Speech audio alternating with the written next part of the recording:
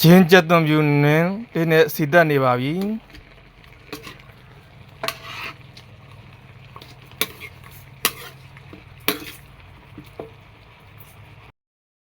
ဒီနေ့တော့ဝါရိုလေးချက်ဖို့စစ်ကြောနေပါတယ်ဂျင်းကျက်သွန်ပြူနင်းလေးနဲ့စီတက်နေပါပြီ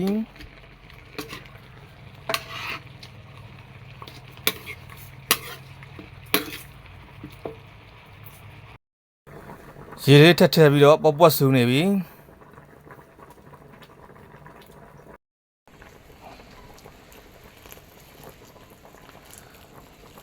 ဒီခန်းတော့လို့နောက်တစ်ရေထက်ရပါရေနေပေါပွက်လေးပဲထက်လိုက်တယ်